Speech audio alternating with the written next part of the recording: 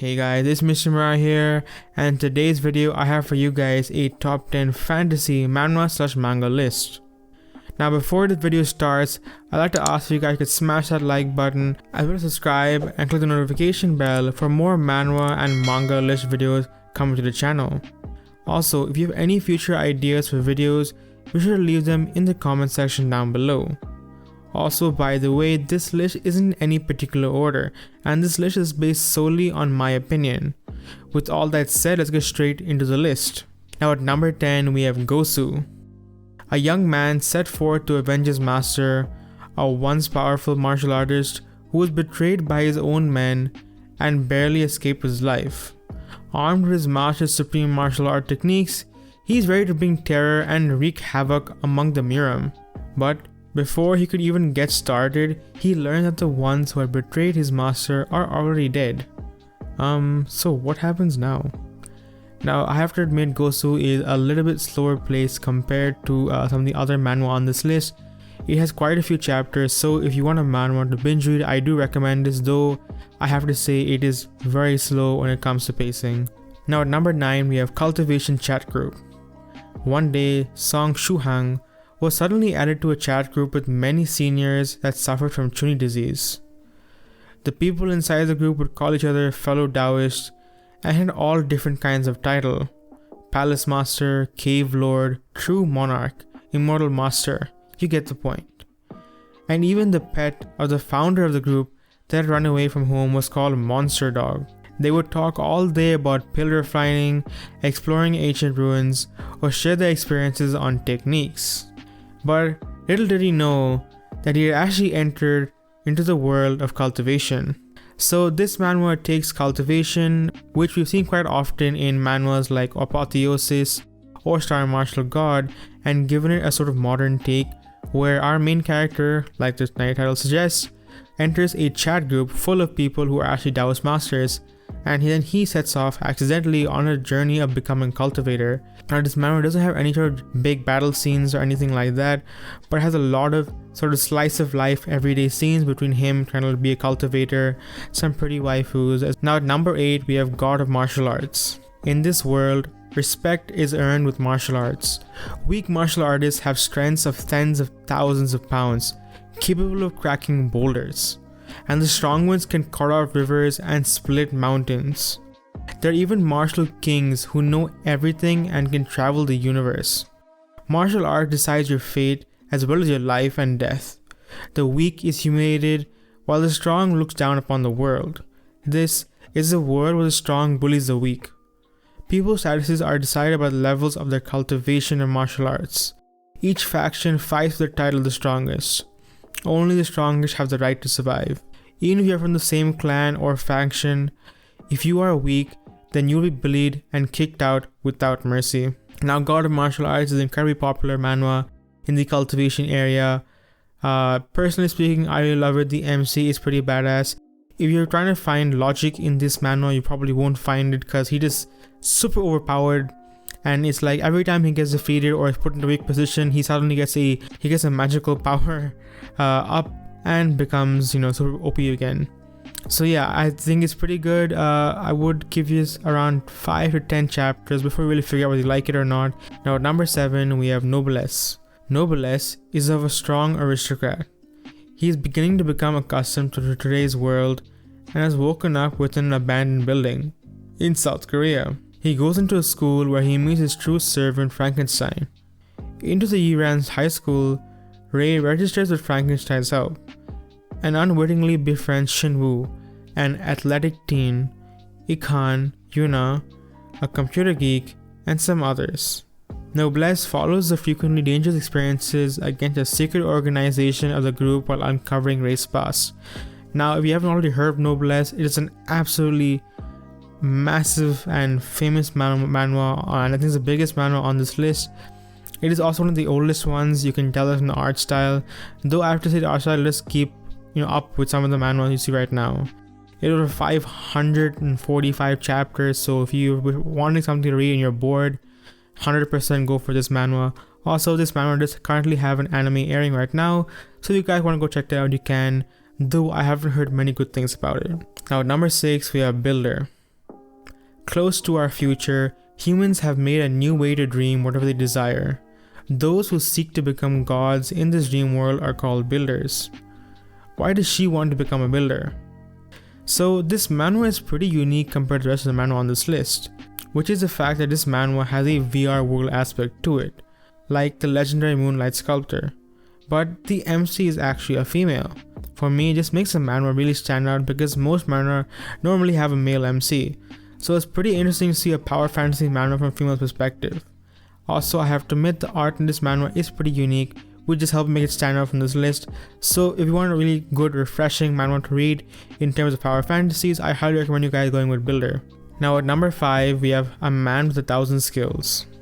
A troubled middle-aged office worker was summoned as a summoned beast to another world, and his name is Hinora Kato, and he gets stronger every time he gets summoned to another world as a summoned beast. Although he is a man without any special characteristics, he continues to be a summoned beast for a female knight. A different world where adventure fantasy that depicts a hero who obtains a new skill every time he is summoned between the two worlds that he exists in.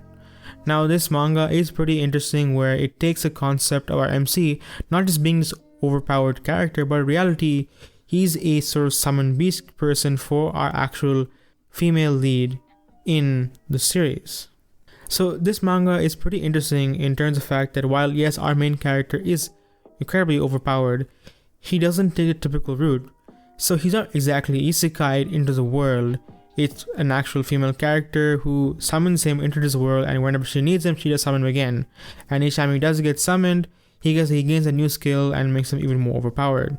It's really interesting seeing this dude who having marital problems and then finding a way to escape into another world. It's so reminiscent about how we all sort of escape in video games and stuff and find friends online. I really like the aspect of this manga. Personally speaking, I give it around 5 chapters to really figure out whether you guys like it or not. Now at number 4, we have the legendary Moonlight sculptor. The man forsaken by the world.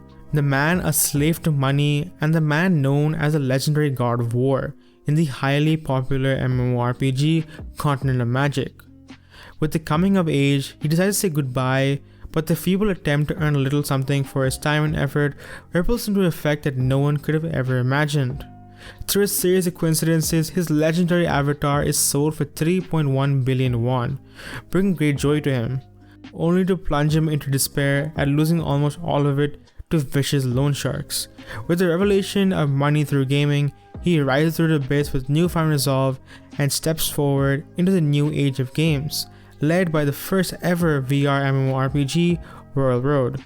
This is a legend of Li Hyun on his path to becoming the emperor, with only his family's loving heart, his boundless desire for money, his unexpected mind, and his determinedly forward body. Now I have to say this is one of the, again, more popular manhwas of this list. It's pretty mainstream, but I have included in other list videos, but I should put it in this video because it is one of the best fantasy manhwas. It does have the VR aspect, so if you guys like that, definitely read this manhwa. The art style, the first 20 or so chapters is pretty bad, but it does pick up pace and completely changes, as you can see in the screenshots on screen. And I think it does get much better, and the story just goes up from there as well. Now at number 3, we have Different World Foundation. A protagonist is reborn in another world.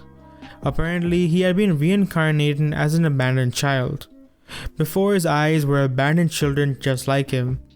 In order to survive, he led them to farming. Little by little, orphans gathered, and upon hearing rumors of a village, others began to migrate.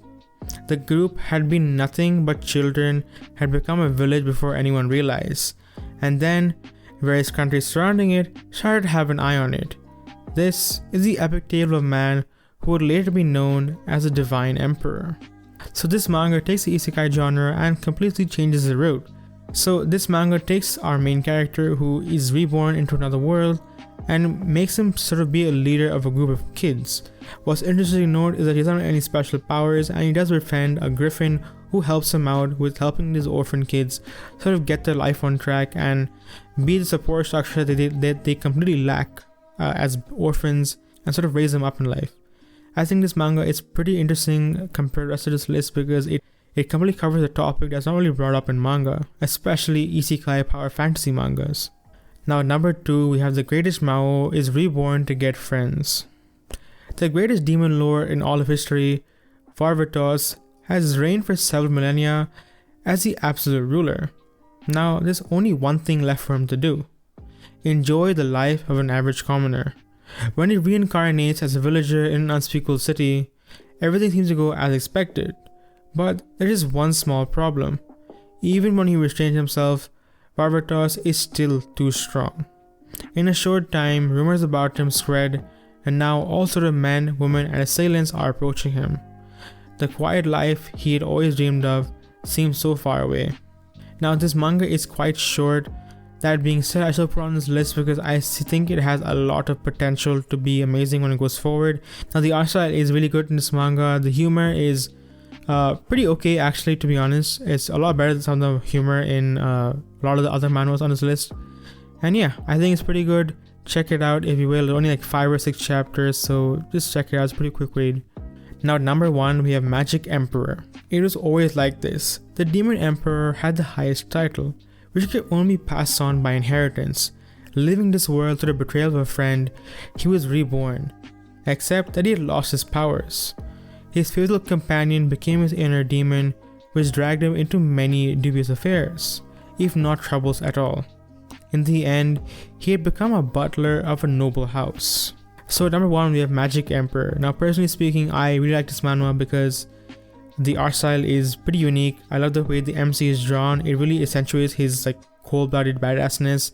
And yes, this MC is an absolutely cold-blooded freaking badass. How much stuff he does, I'm not going to spoil it for you guys, but goddamn do I love this manhwa. And that is all the manhwa and manga I have for you guys today. If you guys enjoyed this video, why not smash the like button, as it seriously helps out the channel. And subscribe for many more Manhwa list videos coming up every week. Well, almost every week, because I have college and exams, so please be wary of that. Thanks so much for recent support on the recent videos. It's been really cool seeing you guys enjoy my videos. Anyway guys, thank you so much for watching this video. I'm Mr. Miraie, and I'll see you people in the next video.